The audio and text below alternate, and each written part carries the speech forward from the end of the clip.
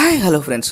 ఈరోజు ఈ వీడియో ద్వారా మనం కాకతీయులు నిర్మించినటువంటి కోటగుళ్ళు గణపేశ్వర దేవాలయం గురించి అయితే తెలుసుకుందాము. ఇక్కడ మీరు చూస్తున్నటువంటి విగ్రహాలు 800 ఏళ్ల చరిత్ర కలిగినవి. ఇవి పురావస్తు శాఖ వారు తవ్వకాలు జరిపినప్పుడు దొరికినటువంటి విగ్రహాలను ఈ విధంగా అయితే పెట్టడం అయితే జరిగింది. ఈ గుడి నిర్మాణానికి విషయానికి వచ్చినప్పుడు కాకతీయుల కాలంలోనే 1234 సంవత్సరంలో కాకతీయ రాజు అయినటువంటి గణపతి దేవుడు ఈ దేవాలయం అయితే నిర్మించాడని చరిత్రకారులు అయితే చెప్తున్నారు. కోటలో నిర్మించిన గుళ్ళు కాబట్టి కోట గుళ్ళు అని అంటారని చెప్పేసి ఇక్కడ వాళ్ళైతే అంటున్నారు. ఈ 800 ఏళ్ల చరిత్ర కలిగినటువంటి ఈ కోట గుళ్ళు ఈ గణపేశ్వర ఆలయంలో మొత్తము ప్రధానంగా 3 దేవాలయంలో అయితే ఉంటాయి. ఆలయానికి అంటే ప్రధాన ఆలయానికి కుడివైపున కాటేశ్వర ఆలయము మరియు ఆలయానికి ఎడమ వైపున కామేశ్వర ఆలయము, దీన్నే నాట్య మండలి అని కూడా పిలుస్తుంటారు. ఈ ఆలయ నిర్మాణంలో ఇక్కడ మీరు వీడియోలో చూస్తున్నవి ఇవి మొత్తము ఉపగుళ్ళు. ఇవి మొత్తం 22 ఉంటాయి. అయితే ప్రస్తుతానికైతే ఇవి 16 మాత్రమే ఉన్నాయి. మిగతా వాటిని పురావస్తు శాఖ వారు మరమ్మత్తు కొరకు విప్పి పక్కన పెట్టడం అయితే జరిగింది. ఈ దేవాలయంపై ఢిల్లీ సుల్తాన్ అయితే దండయాత్ర అయితే చేయడం జరిగింది.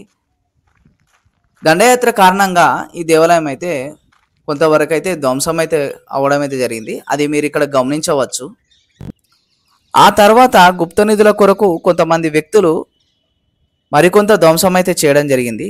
గుడి లోపట ఉన్నటువంటి విగ్రహాలను తొలగిస్తూ నిధుల కొరకు అయితే తవ్వడం వల్ల గుడి నిర్మాణం చాలా వరకు అయితే డ్యామేజ్ అయితే అవ్వడం అయితే జరిగింది. ఇక్కడ మీరు చూస్తున్నది ప్రధాన దేవాలయానికి కుడి పక్కన ఉన్నటువంటి కాటేశ్వర ఆలయము.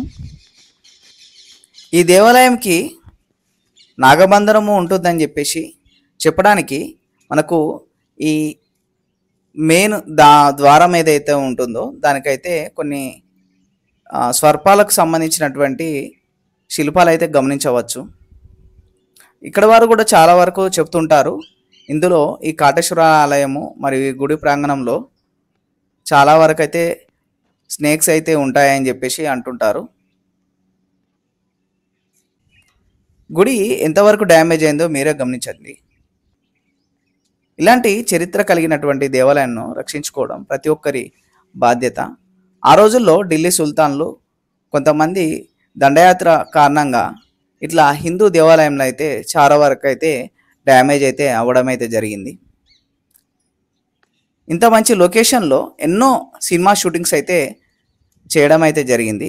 ఈ మధ్యనే విరాట పర్వం అనే సినిమా కూడా ఈ కోటగుళ్ళు అనే దేవాలయంలోనే షూటింగ్ అయితే చేయడం అయితే జరిగింది. మీరు ఈ దేవాలయాన్ని చేరుకోవాలనుకుంటే హైదరాబాద్ నుంచి 240 కిలోమీటర్ల డిస్టెన్సు సుమారుగా, వరంగల్ నుంచి అయితే 80 కిలోమీటర్ల డిస్టెన్సు సుమారుగా అయితే ఉంటుంది. మీరు ఇక్కడ గమనించండి ఏ విధంగా డ్యామేజ్ అయిందో. ఇంత మంచి కళాతోరణాన్ని వాళ్ళు ఏ విధంగా డ్యామేజ్ చేశారో చూడండి. ఈ గుడి ప్రాంగణంలో ఉన్నటువంటి అప్పటి శిల్పకారుల ఒక గొప్పతనాన్ని అయితే మనం గమనించవచ్చు. ఇక్కడ మనము గమనించవచ్చు గుడి చుట్టూ మనకైతే గజకేసరి బొమ్మలు అయితే ఉంటాయి. ఇవి దాదాపుగా 1600 నుంచి 2000 వరకు ఉంటాయి. ఇవి మనకు గుడి చుట్టూ ఏ విధంగా ప్రదర్శన చేయాలో చెప్పడానికి ఆ రోజుల్లో శిల్పకారులు చెక్కడం అయితే జరిగింది. ఈ గుడి నిర్మాణంలో శాండ్ బ్యాగ్స్ టెక్నిక్స్ అనే విధానాన్ని అయితే ఉపయోగించారు. ఇక్కడ మీరు గమనించవచ్చు. శాండ్ బ్యాగ్స్ టెక్నిక్స్ అని అంటే ఇసుకపై దేవాలయాన్ని నిర్మించడము. అంటే ఎటువంటి పునాది లేకుండా ఇసుకపైనే ఈ విధంగా అయితే ఆ రోజుల్లో దేవాలయాలు అయితే నిర్మించేవారు. ముఖ్యంగా కాకతీయులు ఈ విధానాన్ని అయితే ఎక్కువ పాటించారు. రామప్ప దేవాలయంలో కూడా ఇదే విధానాన్ని ఈ శాండ్ బ్యాగ్స్ టెక్నిక్స్ ద్వారానే వాళ్ళైతే దేవాలయం అయితే నిర్మించడం అయితే జరిగింది. ఎందుకనంటే భూకంపాల నుంచి రక్షించడం కొరకు ఆ రోజుల్లో ఈ విధానాన్ని అయితే పాటించారు. ఈ వీడియో కనుక నచ్చినట్లయితే లైక్ చేయండి. మీ ఫ్రెండ్స్ అండ్ ఫ్యామిలీ మెంబర్స్కు ఈ వీడియోని షేర్ చేయండి. దీంతో పాటుగా మరికొన్ని వీడియోస్ మన ఛానల్లో ఉంటాయి. ఆ వీడియోస్ని కూడా చూడండి.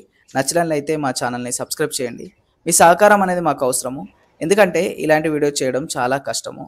మేము ముందు మరికొన్ని వీడియోస్ చేయాలని కాబట్టి మీ సహకారం లేదే మేమైతే ముందుకు కొనసాగలేము. మీ సహకారం అనేది మాకు అందిస్తారని అయితే నేనైతే భావిస్తున్నాను. మన ఛానల్లో ట్రావెలింగ్కి సంబంధించినటువంటి వీడియోస్ కూడా త్వరలో స్టార్ట్ కాబోతున్నాయి. దాంతోపాటుగా మన ఛానల్లో ఎక్కువ హిస్టారికల్ ప్లేసెస్కి సంబంధించి అయితే వీడియోస్ అయితే ఉంటాయి. వాటిని కూడా చూడండి. మీకు నచ్చితేనే మా ఛానల్ని సబ్స్క్రైబ్ చేయండి.